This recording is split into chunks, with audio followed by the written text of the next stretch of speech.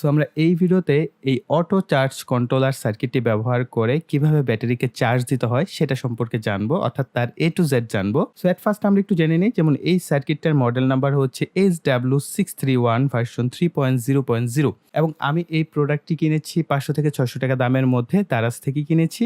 So আপনারা দারাজের যদি SW631 লিখে সার্চ করেন তাহলে হুবহু মডেল না পেলেও এটার অসংখ্য মডেল আছে, আবার হুবহু এটাও পেতে পারেন। যেমন ধরেন এরকম যদি পান SWM602 তাহলে এটা সেম সার্কিট সেম কাজ করবে।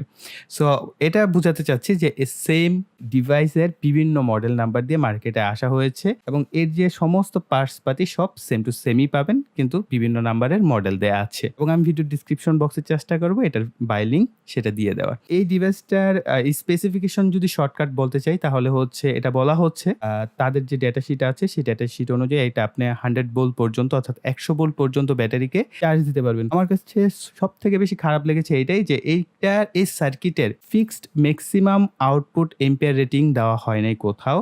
আমি অনেক খোঁজাখুঁজি করেছি, তবে যখন আমি এটা দেখলাম যে এখানে এসি 2 পিন যে টার্মিনাল ব্লক এটা কিন্তু খুবই উইক। সো এটা দিয়ে আসলে ম্যাক্সিমাম কত এম্পিয়ার যাবে? সো এটা দিয়ে আপনি ম্যাক্সিমাম যত এম্পিয়ারে যাবে আপনি হচ্ছে অত এম্পিয়ারেরই ব্যাটারি এখানে কানেকশন করতে পারবে। তো এই 2 পিনে কিন্তু আপনি 100 এম্পিয়ার যদি কানেকশন করেন তো এই 2টা তো পুড়ে যাওয়ার কথা, তাই না? তো এত লোড কিন্তু নিতে পারবে না। তো এইরকমই আরকি। চাইনিজ ডিভাইস তো 500-600 টাকা দামের মধ্যে আসলে আহামরি কোনো কিছু আশা করা যায় না। তো আমি বলব এটা দিয়ে 30 এম্পিয়ার পর্যন্ত ঠিক আছে। আপনি এটাকে আউটপুট নিতে পারবেন। এর উপরে নেওয়াটা আসলে রিস্ক হয়ে যাবে।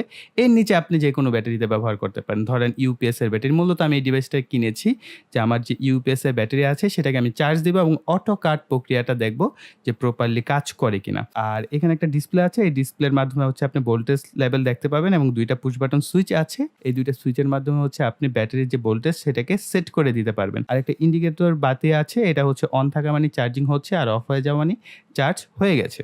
ওকে, সো আমরা এখন এটাকে প্র্যাকটিক্যালি কানেকশন করে দেখি যে আসলে এটা কিরকম পারফর্ম করে। সো আমি মূলত এই 12 ভোল্টের ব্যাটারিটির জন্যই চার্জ কন্ট্রোলারটি ব্যবহার করব। আপনারা দেখতেই পাচ্ছেন এখানে 12 ভোল্ট 8.2 এম্পিয়ার আওয়ারের হচ্ছে এই ব্যাটারিটি এবং এটা হচ্ছে একটা লিড অ্যাসিড ব্যাটারি। মূলত আমরা লিড অ্যাসিড ব্যাটারিকে চার্জ করার জন্যই এই ধরনের সার্কিটগুলো বেশি ব্যবহার করা হয়ে থাকে। তো আমরা প্রথমে এটাকে সাইডে রাখি। তো এই ধরনের একটা 2 পিন, এটা থেকে হচ্ছে আমরা ফেজ এবং নিউট্রালকে সাপ্লাই দিব।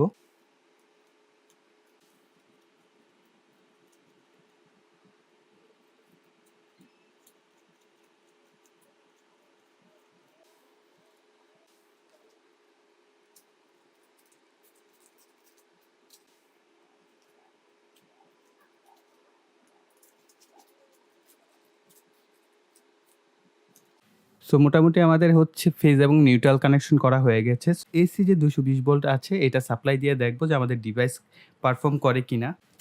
সো আপনারা দেখতেই পাচ্ছেন এসি 220 ভোল্ট দেওয়ার পরেই কিন্তু আমাদের ডিভাইস রান হয়ে গেছে। সো এখানে একটা বিষয় খেয়াল করবেন যে আমি কিন্তু আজকে হ্যান্ড গ্লাভস পরে নিয়েছি। হ্যান্ড গ্লাভস পরার কারণ হচ্ছে যে এইখানে যেহেতু এসি কানেকশন আছে, সো সেফটি ফার্স্ট। সো আপনারা যারাই ইলেকট্রিক্যাল নিয়ে কাজ করেন অবশ্যই হাতে গ্লাভস পরবেন। সেফটি যতটুকু নেওয়া পসিবল হয় সেফটি নিয়ে কাজ করবেন। ওকে? এখন যদি আমরা এই ডান পাশের পুশ বাটনটা এটাকে প্রেস করি তাহলে আপনারা দেখতে পাচ্ছেন ম্যাক্সিমাম কত ভোল্টেজে কাট হবে। 14.5 ভোল্টে হচ্ছে আমাদের ডিভাইসটা কাট হবে। আর যদি লেফট সাইডেরটা প্রেস করি তাহলে হচ্ছে 12 ভোল্টে কাট হবে।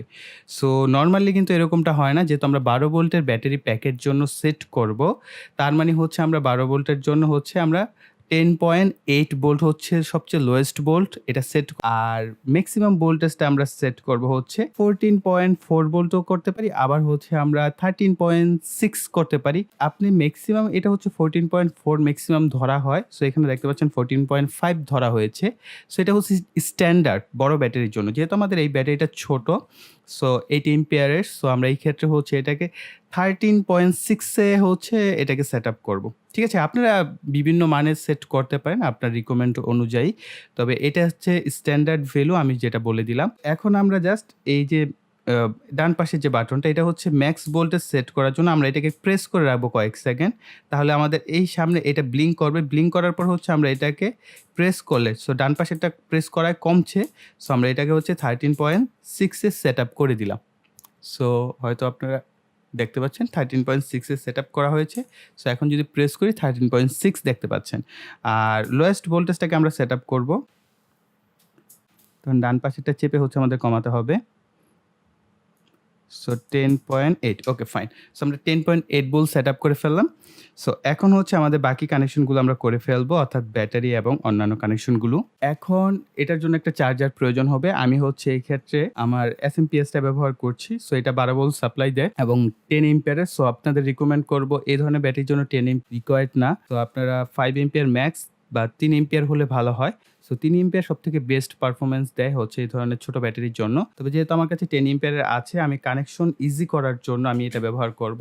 আর আপনারা চাইলে হচ্ছে এই ধরনের অ্যাডাপ্টারগুলো ব্যবহার করতে পারেন 5 এম্পিয়ার বা 3 এম্পিয়ারের। যেহেতু এই ধরনের ছোট ব্যাটারি, ছোট ব্যাটারিগুলো অ্যাডাপ্টার ব্যবহার করা যায়।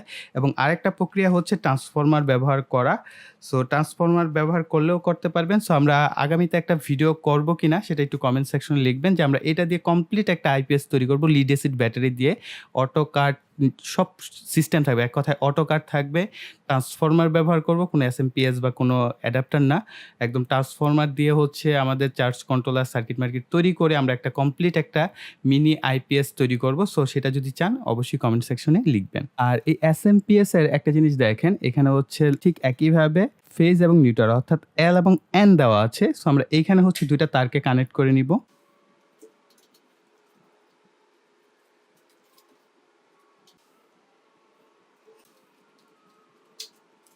এখন আমরা হচ্ছে এই সার্কিটের যে এন আছে, এন এর সাথে হচ্ছে কালো তারটি অর্থাৎ নিউট্রালকে আমরা কানেকশন করব, আর এল এর সাথে হচ্ছে লাল তারটি অর্থাৎ ফেজকে আমরা কানেকশন করে দিব। সো এখন আমরা হচ্ছে একটা কাজ করব, সেটা হচ্ছে সো এখানে দেখতে পাচ্ছেন দুইটা কালো তার নেওয়া হয়েছে এবং একটার সাথে হচ্ছে এলিগেটর ক্লিপ লাগানো আছে।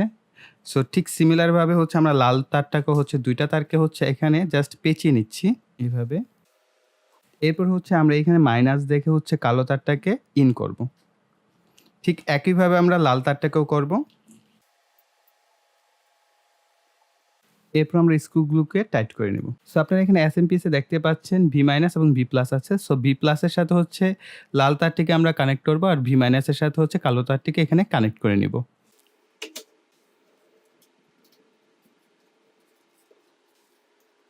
এখন আমরা এলিগেটর যে ক্লিপ দুইটা আছে, এই দুইটা হচ্ছে আমরা ব্যাটারির পজিটিভ এবং নেগেটিভের সাথে কানেক্ট করে দিব। তো আমি আরেকবার ওভারঅল যে কানেকশনটা সেটা বলে দিচ্ছি। সো এই যে ২ টা টার্মিনাল, এই ২ টার্মিনাল হচ্ছে এসি ২২০ ভোল্ট কানেকশন করা হয়েছে এই ধরনের একটি কানেক্টরের সাহায্যে, অর্থাৎ 2 পিন প্লাগের সাহায্যে। আর হচ্ছে এইখানে আউট করা হচ্ছে, অর্থাৎ এইখানেও ২২০ ভোল্ট এসি আউট করা হচ্ছে কার? আপনি যদি এখানে অ্যাডাপ্টার বা চার্জার ব্যবহার করেন বা এসএমপিএস ব্যবহার করেন সেটার ফেজ এবং নিউট্রাল সাপ্লাইয়ের জন্য। ওকে, এসএমপিএস বা চার্জারের আউটপুটের যে ১২ ভোল্ট যেটার সাহায্যে চার্জ হবে, সেই ভোল্টেজটাকে আমরা এখানে হচ্ছে পজিটিভ এবং নেগেটিভ নিয়েছি এবং এই একই পজিটিভ নেগেটিভ থেকে মূলত আমরা তো আমাদের যে ব্যাটারির জন্য, সো সেই ব্যাটারির সাথে একত্রে দেখেন এখান থেকেই কিন্তু একটা গেছে ব্যাটারি পজিটিভ, একটা ব্যাটারি নেগেটিভ গেছে। সো এই হচ্ছে আমাদের ওভারঅল কানেকশন। এখন হচ্ছে আমরা এসি ২২০ ভোল্ট সাপ্লাই দিব। তো ব্যাটারির বর্তমান রিসেন্ট যে ভোল্টেজ, সো আপনারা সেটা এখন ডিসপ্লেতে দেখতে পাচ্ছেন। আমি একটু জুম করে দিচ্ছি। তো ১২.৬ ভোল্ট আছে, যেহেতু আমি ব্যাটারিটা একেবারে নিউ কিনেছি। সো এখন এটা কোনো পরিমাণ ডিসচার্জ করা হয় নাই। এখন হচ্ছে এইটা ভোল্টেজটা বাড়তে, বাড়তে আমরা এখানে যদি প্রেস করি যে কত ভোল্ট, ১৩.৬ ভোল্টে কিন্তু আমাদের অটো কাট করবে। এবং আরেকটা বিষয় হচ্ছে আমার যে এই ব্যাটারিটা আসলে কত ভোল্টে চার্জ হচ্ছে সেটা তো আগে আমার নির্ধারণ করতে হবে। তার জন্য যে কাজটা করবেন, সো আমরা এইখান থেকে এই গ্রাউন্ড পিনটা ব্যাটারির খুলে দিব। সো এখন দেখেন 9.8 ভোল্ট, কেননা আমার যে এসএমপিএসটা এটা হচ্ছে ভেরিয়েবল টাইপ, এটার যে ভোল্টেজ সেটাকে সেট আপ করা যায়, অর্থাৎ বাড়ানো এবং কমানো যায়। সো আমরা এইখান থেকে এটাকে যদি ঘুরাই, এই যে দেখেন ভোল্টেজ বাড়ছে। এটাকে আমরা ১৩ দশমিক ম্যাক্সিমাম ১৪ আচ্ছা ম্যাক্স হয়ে গেছে, ঠিক আছে? সো আমরা যখন এখন আবার এটা কানেক্ট করব তখন চার্জ হতে থাকবে। এই যে দেখেন এখন হচ্ছে আমাদের ব্যাটারি চার্জ হচ্ছে। সো এইখানে দেখেন আরেকটা বিষয়, আমি যখন ১৪ উপর ম্যাক্স করছিলাম, এখন আপনাদের একটা বিষয় বলে দেই। এখন আমি যদি এই ব্যাটারিটাকে ফুল চার্জ করি ১৩.৬ ভোল্টে নিয়ে যাই, এরপর যদি আমি অটো কাট দেখাই এবং সর্বনিম্ন ভোল্টেজ 10.8 ভোল্টে নিয়ে আসি, তারপরে অটো কাট দেখাই, তাহলে অনেক বেশি সময় লাগবে। সো আমি এখন একটা শর্টকাট প্রসেস ঠিক একইভাবে আমরা এই গ্রাউন্ডটাকে খুলে দিব। সো এটা বাড়িয়ে দিচ্ছি, এর কারণ হচ্ছে আমরা ১৩.৬ ভোল্টের উপরে নিয়ে গেছি ভোল্টেজ, এই কারণে। সো আমরা এটাকে যদি ঘুরাই বিপরীত দিকে, এখন ১৪ ভোল্টে আছে। সো আমরা এখানে যদি প্রেস করি, 13.6 আছে আমাদের লোয়েস্ট ভোল্টেজ এবং আমরা এটাকে যদি ক্রস করি, সো আমাদের চার্জিং অফ আছে। সো আমরা যদি এটার নিচে নিয়ে আসি,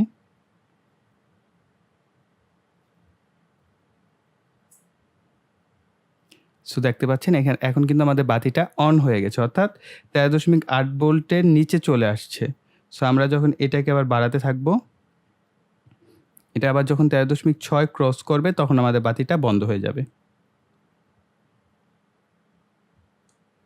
ওকে, সো দেখতে পাচ্ছেন বাতিটা বন্ধ হয়ে গেছে। পারফেক্টলি কাজ করছে অটো কাট সার্কিট এবং এটা খুবই ভালো সার্কিট আমার কাছে মনে হচ্ছে, যে আসলে অনেকেই ব্যবহারও করেছেন। আই থিংক এই পর্যন্ত যারা ব্যবহার করেছেন সবাই ভালো আউটপুটই পাবেন আশা করছি।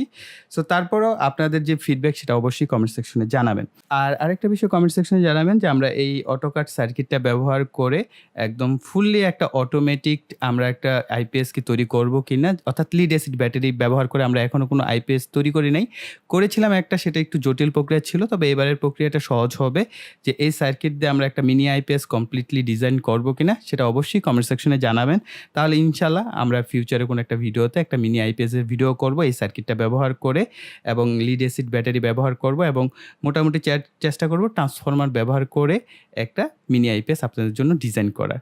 সো গাইস, এই ভিডিওটি এই পর্যন্তই রাখছি। আশা করি ভিডিওটি আপনাদের কাছে ভালো লেগেছে। ভালো লাগলে ভিডিওতে লাইক, কমেন্ট এবং শেয়ার করবেন। আর যারা এখনো চ্যানেলটিকে সাবস্ক্রাইব করেননি, চ্যানেলটিকে সাবস্ক্রাইব করে পাশের বেল বাটনটি অ্যাক্টিভ করে দিবেন পরবর্তী ভিডিওর নোটিফিকেশন পাওয়ার জন্য। সো এই বলে এখানে বিদায় নিব। সকলে ভালো থাকবেন, সুস্থ থাকবেন। টাটা।